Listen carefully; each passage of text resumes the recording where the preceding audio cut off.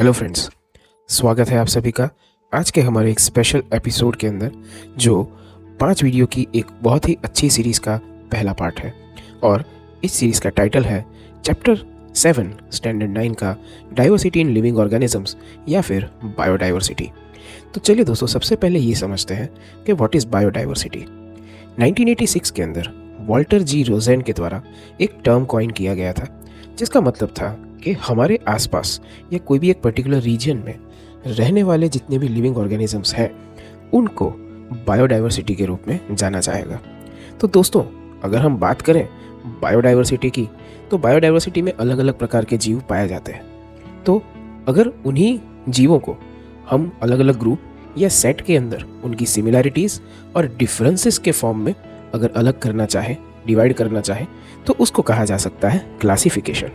और उन सभी ऑर्गेनिजम्स को अगर साइंटिफिक नाम देना चाहे तो उनको कहा जाता है नॉमेनक्लेचर। अब आप कहेंगे कि भाई नॉमेनक्लेचर का इसके अंदर क्या काम है। तो फ्रेंड्स, कैसा होता है कि कोई एक पर्टिकुलर एनिमल को दुनिया की अलग अलग लैंग्वेजेस में अलग अलग तरीके से जाना जाता है।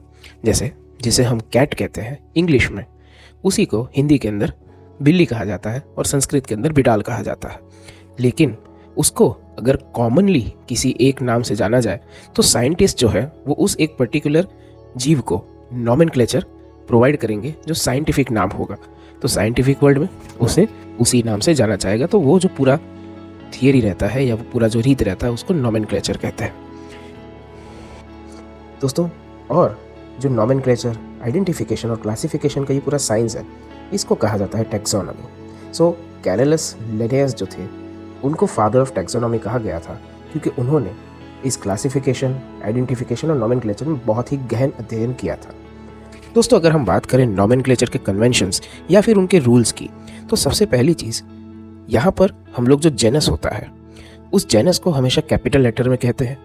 जो स्पीशीज़ होता है वो उसके बाद सारे के सारे स्मॉल लेटर्स में लिखा जाता है। जैसे हम नॉर्मल ह्यूमन का नाम लिखें, जैसे मेरा नाम बीमल मेहता है, सो बीमल का बी कैपिटल और मेहता का एम कैपिटल रखते हैं। लेकिन साइंटिफिक नॉमेनक्लेचर के अंदर जो जेनस होता है वो सबसे पहले आता है और उसको कैपिटल लेटर में लिखा जाता है। और उसकी जो स्पेसिफिक स्पीशीज़ होती है वो उसके बाद आती है और वो हमेशा स्मॉल लेटर्स में लिखी जाती है। तीसरी पॉइंट, अगर हम उसको प्रिंट करते हैं तो उसको हमेशा इटैलिक फॉन्ट के अंदर प्रिंट करवाया जाता है। अगर हम उसको लिखते हैं तो उसको एक सिंपल तरीके से लिखते हैं और बाद में उसके नीचे अंडरलाइन प्रोवाइड करते हैं। सो दोस्तों, ये जो लिविंग ऑर्गेनिजम्स हैं उसको हम किस तरह से क्लासीफाई कर सकते हैं, तो इसके ऊपर यहाँ पर एक बहुत ही अच्छा फ्लो चार्ट हमने बताया हुआ है। दोस्तों, अगर आप इसको ध्यान से देखेंगे तो सबसे पहले आता है किंगडम।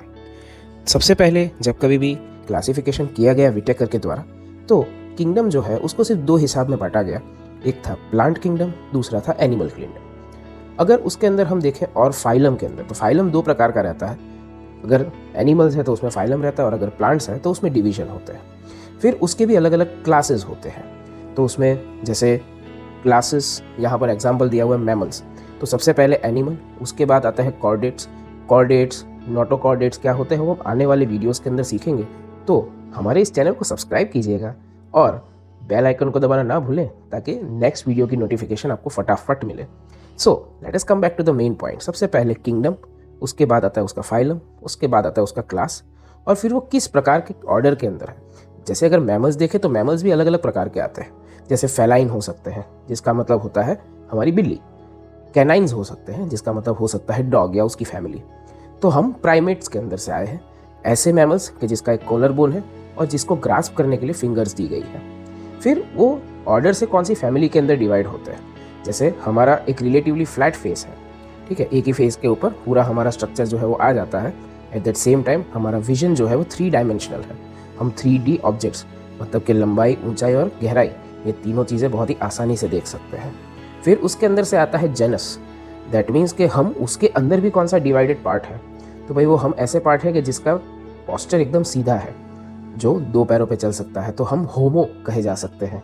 एंड उसके बाद स्पीशीज़, तो जैसे होमो स्पीशीज़, होमो सेपियंस है हम, कि भाई ऐसे कि जिनके स्कल्स हैं, बोन्स हैं, एकदम हाई फोरहेड है।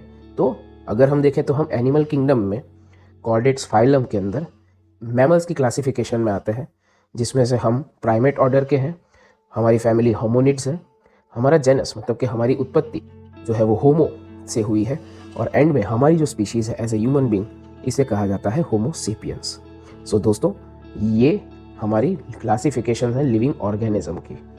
ये ऑर्डर के अंदर बहुत बार आपको एग्जाम में पूछा जा सकता है, so please don't forget to learn this. दोस्तों, इसके बाद का जो पॉइंट है उसको अगर हम देखें तो ये हमारे विष्णु पुराण के अंदर दिया गया है। मत्स्यः कूर्मो वराहश्च नरसिंहश्च वामन रामो रामश्च रामश्च बुद्ध काल की ते दशा। दोस्तों, विष्णु पुराण के अंदर विष्णु के 10 अवतार बताए गए हैं और उसमें बताया गया कि सबसे पहले जीव की उत्पत्ति मत्स्य के रूप में हुई, मतलब कि मत्स्य अवतार विष्णु भगवान का। फिर कूर्म मतलब कि टॉर्टोइस, वराहश्च मतलब कि वराह रूप, फिर नरसिंह अवतार, वामन अवतार। वामन अवतार से असली में जैसे वामन मतलब हम यहाँ पर एप या फिर बंदर गिन सकते हैं। उसके बाद रामो मतलब कि परशुराम जी, फिर प्रभु श्री राम, उसके बाद रामश्च मतलब के कृष्ण भगवान, फिर बुद्ध और 10वां अवतार था काल की, जो अभी तक आया नहीं है, कलयुग के अंत में आएगा। जब 1859 में चार्ल्स डार्विन ने द ओरिजिन ऑफ स्पीशीज करके अपनी एक किताब लिखी, उसके अंदर एक वर्ड का जिक्र किया, इवोल्यूशन, जिसको हिंदी में हम विकास क्रम कहते हैं। तो ज्यादातर विकास क्रम जो है वो किस प्रकार से हुआ है कि अलग अलग ऑर्गेनिज्म की बॉडीज में जो चेंज आते हैं, उस चेंज को बताने के लिए जो पूरा एक ऑर्डर तैयार हुआ है उसको इवोल्यूशन कहते हैं। और जो लीनस थे उनके हिसाब से वो उसको 2 ही कैटेगरी में बांटा गया था, एक था प्लांट किंगडम और दूसरा था एनिमल किंगडम। लेकिन विटेकर ने उसकी ज़्यादा क्लासिफाइड स्टडी की और उसको 5 अलग अलग हिस्सों के अंदर बांटा, जैसे Monera, protista, fungi, Plantae and Animalia. इनके बारे में जानकारी हम लोग इसके बाद वाले वीडियो के अंदर करेंगे। दोस्तों, डोंट फॉरगेट कि आप हमारा वीडियो समय समय पर देखते रहें, इसे लाइक करें, शेयर करें और ज़्यादा से ज़्यादा लोगों तक हमें नॉलेज पहुंचाने में हेल्पफुल हुई है। Thank you very much. Next time हम क्लासिफिकेशन ऑफ लिविंग ऑर्गेनिज्म के 5 अलग अलग हिस्सों के बारे में जानेंगे। तब तक के लिए कीप रॉकिंग।